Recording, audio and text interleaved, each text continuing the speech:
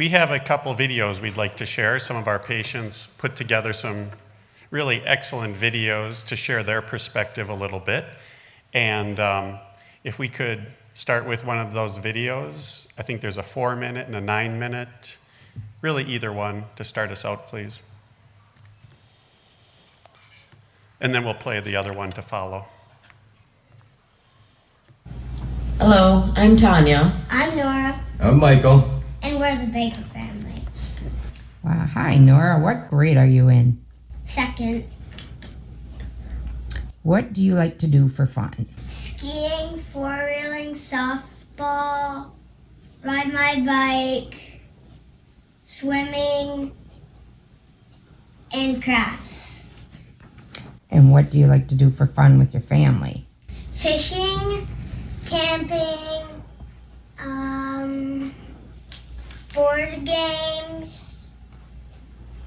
Okay, is there anything you want to tell other kids that you think they need to know about bladder atrophy? It can be a hard process, but it doesn't stop me to do anything I would like to do. Tanya and Michael, what do you know now about bladder atrophy that you think is important for new bladder atrophy parents to know?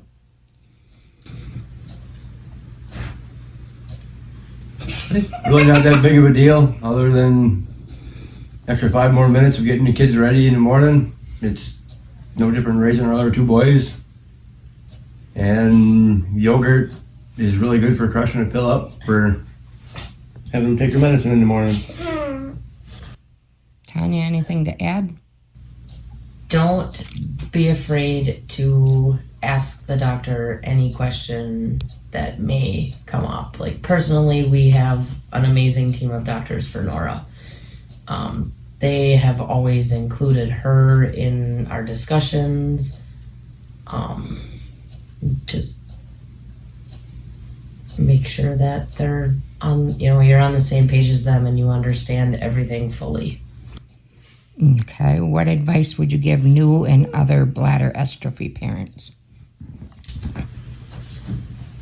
Don't look too forward ahead into the future because there may be obstacles that are always going to jump in the way, but yet don't let the past get super far behind either, because you should always look back to the past and see just how far your child has come in their journey. Okay, anything else, Michael? I'd say stay off internet search bars. Internet is a place for just bad experiences. Nobody really says anything good on there. It's always a bad experience, and nobody will post any good experiences. Find a doctor you trust and talk to him first, then do other research later. Okay, and when and how did you start to talk with your child about their bladder atrophy? As soon as she started asking questions, she was probably between 2 and 3 years old when she got pretty curious on different things, and we were always just straightforward with her, explaining things to, how a 2-year-old would be able to understand. And still now at 8, we're the same way. She asks questions, we answer them. Okay, and how about telling her siblings or other family members? They pretty much found out at the same time as we did. We found out the day that Nora was born, and her siblings were there, and we explained to them what was going on, and I've always kept them in the loop with anything that needed to be done. Okay, and how did you prepare the school? When she got to the age of going to school, we sat down with her teachers and other staff that would need to interact with her to meet her daily needs while she was at school, which would be like getting her medicine and doing her cathings every so many hours while she's in school, and kind of keeping an eye on, if there is an accident and if she needs to change and that kind of stuff. And they've always been amazing.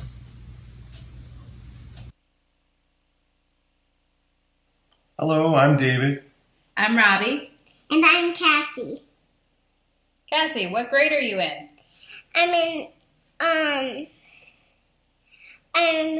ending kindergarten soon into first grade. What do you like to do for fun? Do karate, swim, and do horseback riding. What is your favorite thing to do with your family? Cuddle and take walks. What do you want other kids to know about bladder exstrophy? That doesn't stop me from doing anything, and I like visiting Children's Hospital. What do you know now about bladder exstrophy that you think is important for new bladder exstrophy parents to know? Don't panic. That's the best advice we can give you at the outset. Bladder exstrophy sounds big and scary. It only affects a small percentage of children throughout the world. So your first thought is that there are limited resources to deal with this and that it potentially is going to be a life-altering experience for your child and for your family. But we took great comfort in the resources that were available to us, especially through Children's.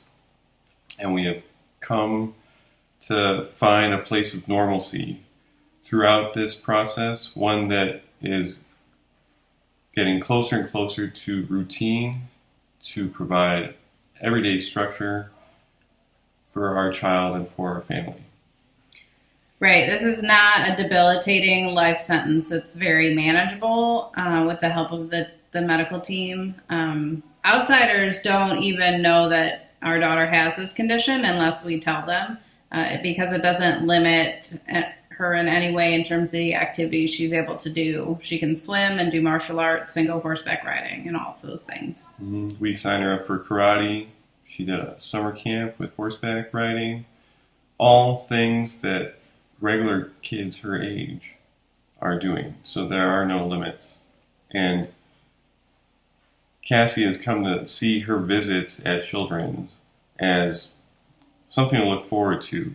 They're generally routine at this point, but she looks forward to seeing her friends at the staff at Children's. She is used to ultrasounds. She refers to them as jelly on the belly, things that when we first began this journey were, unique, and we thought, this is different. How are we going to, get through each of these stages? But now it's become just par for the course. We're used to these things and these visits, and we always look forward to if there are new challenges coming out of a doctor's visit. We also know that there are positive results just ahead. What advice would you give new and other bladder exstrophy parents? I think the best advice we could give is to ask a lot of questions. This is a great team that you're working with. They're internationally known for their expertise on bladder exstrophy. So to be able to work with this team, and they, despite all of their many years of medical knowledge and education, they never make you feel ignorant about asking any questions. They take the time to explain each part of the journey. The more you ask, the more you learn. You can ask if you're comfortable about upcoming likely scenarios based on some other journeys that people have been on with bladder exstrophy, and they can give you as much or as little information as you can handle at each step. They're really there to hold your hand throughout it. I would say they've been really good with communication. If there's a stage in her journey, it's been voiced to us that this may be a possibility years in advance in some stages.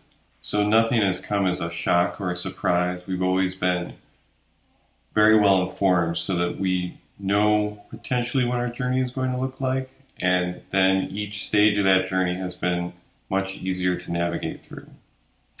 The team has benefited not only from the medical knowledge from the consortium. They have a lot of a knowledge base there that most other doctor teams and urology departments would not have. But they also have been on this journey with many other families before you, and they can share the benefit of the experiences those families went through as well.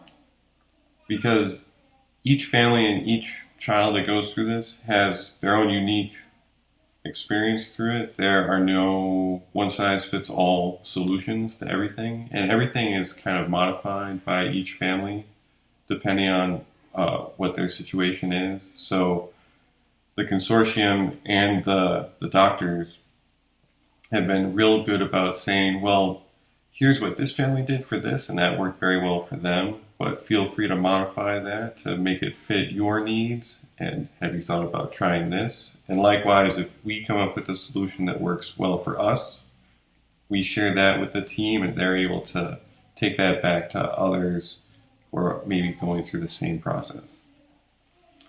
When or how did you start to talk with your child about their bladder exstrophy?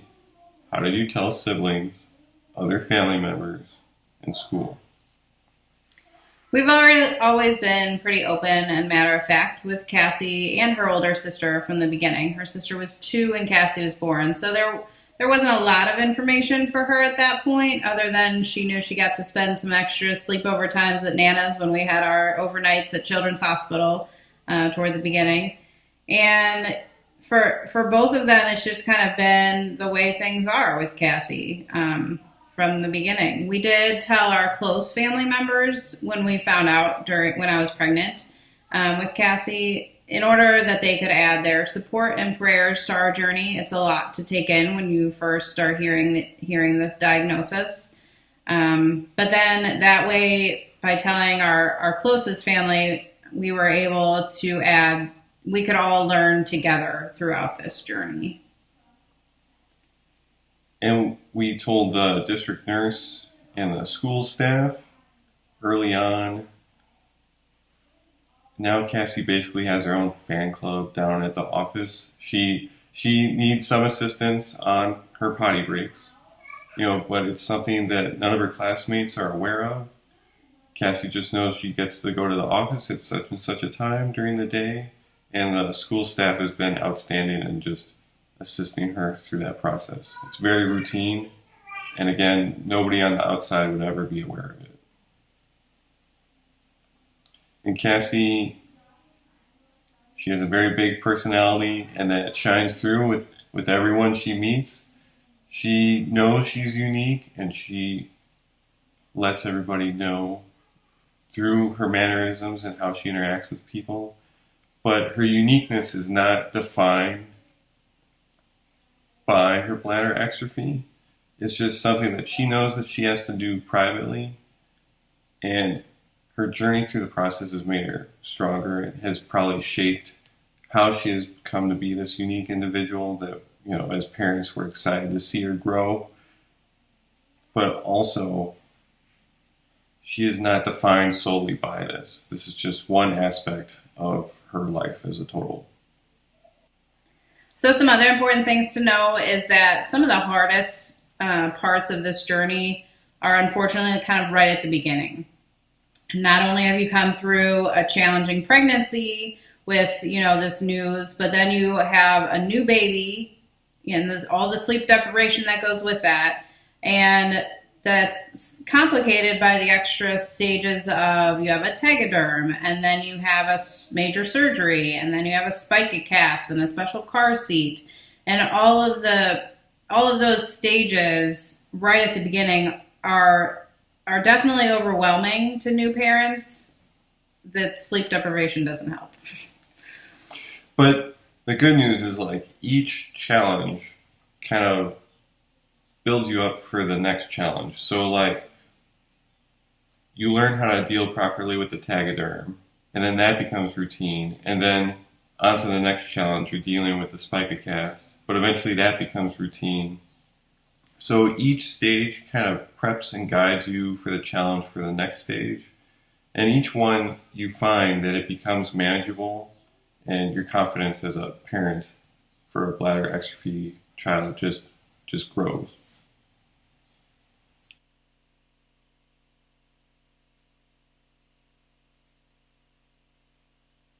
Thank you to our families who made those videos. You'll probably meet them throughout the course of the day today as you mingle. I think there's one more short video that I'd like to save for a little bit later as time allows.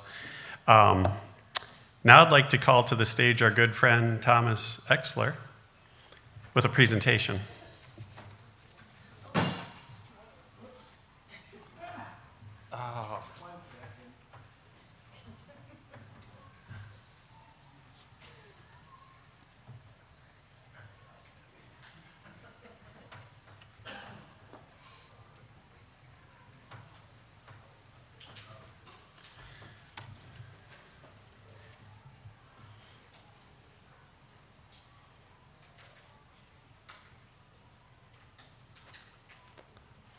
Perfect.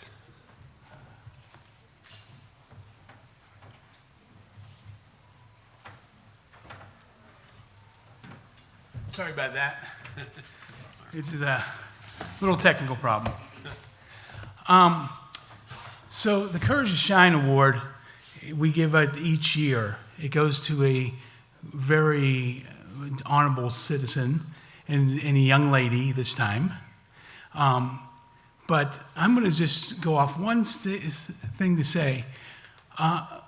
For all you guys here, I had a young lady who actually died this past week. And it's from a group very similar to this. And it's a group my mother founded back in '69. So when you look at all the people you're meeting here, they'll last your entire life. Because we were actually friends for 55 years. So just think about that. The Courage to Shine Award, I first gave it out in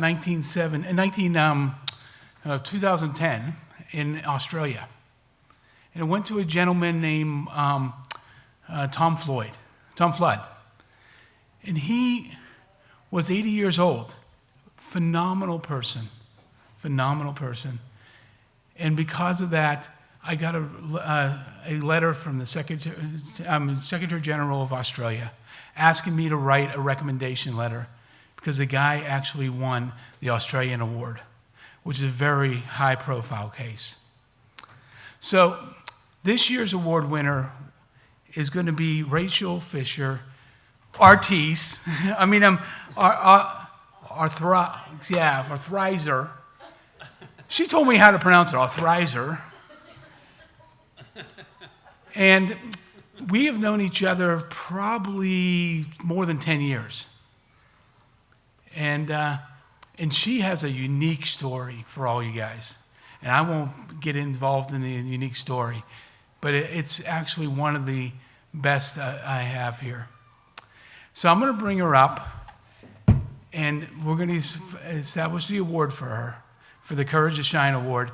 And this is an award that can be won by anyone. If you write me next year, it may be one of you. So, Rachel.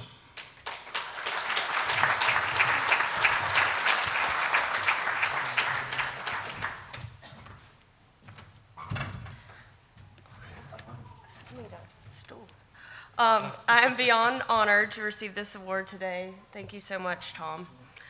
I was born with classic bladder exstrophy in 1992.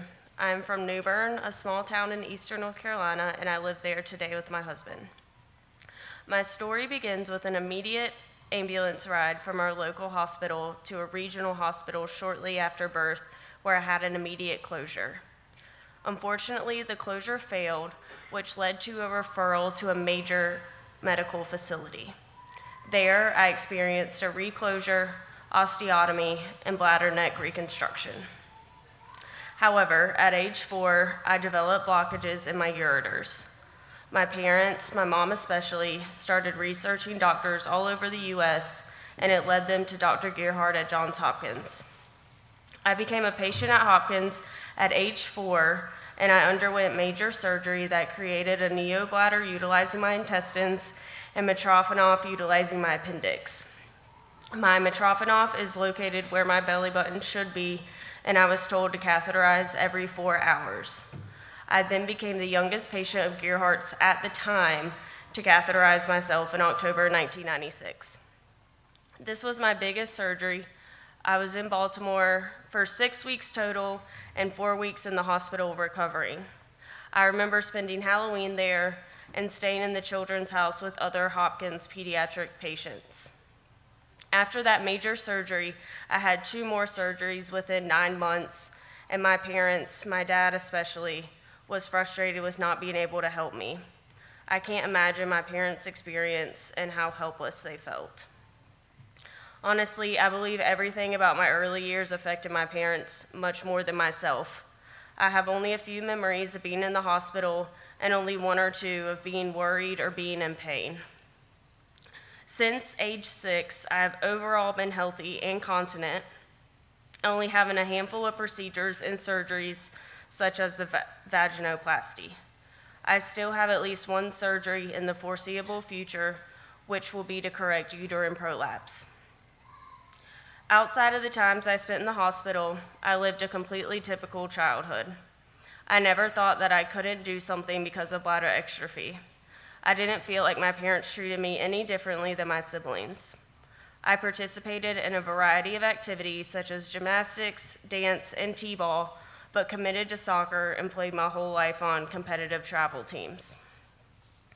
Although I didn't consider bladder exstrophy a huge issue in my daily life as a child, my family and I attended the annual Johns Hopkins bladder exstrophy picnics every summer. The picnics were something I always looked forward to attending throughout my childhood. Being around other patients with exstrophy made me feel as if I was never alone. My mom shared with me that when I was around 6 years old, I asked her, "Why don't my brothers and sister have bladder exstrophy too?" She responded by trying to explain how rare the condition is. I immediately came back with, "No, you're wrong. Didn't you see all those kids at the picnic?"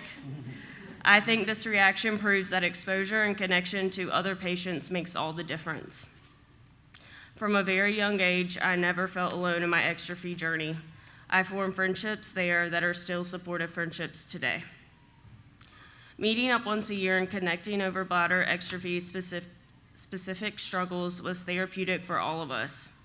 It was the only place in the world where everyone around me understood aspects of what I experienced as an exstrophy patient.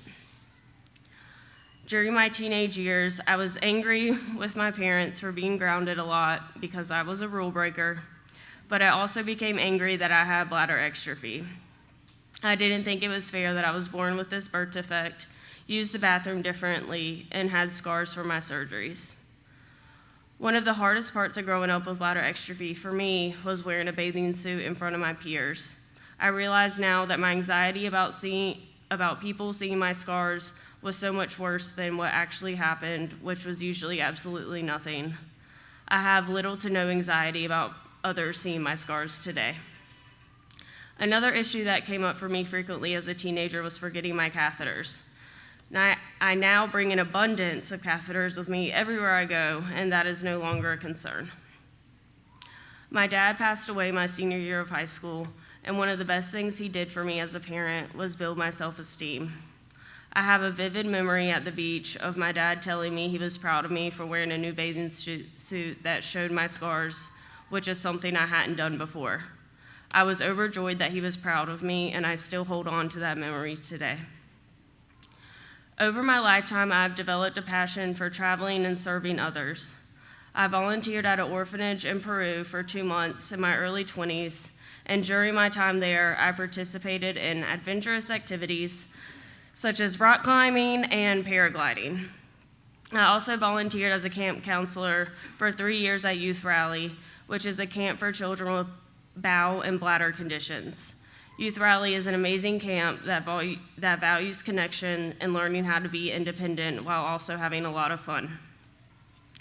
In addition to traveling and volunteering, I obtained my Bachelor's of Psychology and Master's of Social Work. In between undergrad and grad school, I was a licensed foster parent in the state of Texas and fostered 12 children over a span of a year. And to be clear, I did not foster all these children alone or at the same time. It was a group effort.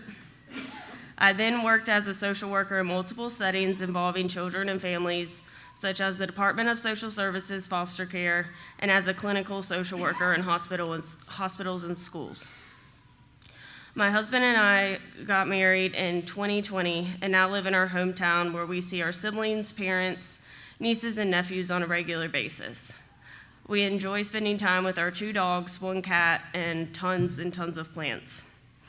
I am now the director of human resources for my family's business, and I am beyond lucky to work beside my mom and siblings every day.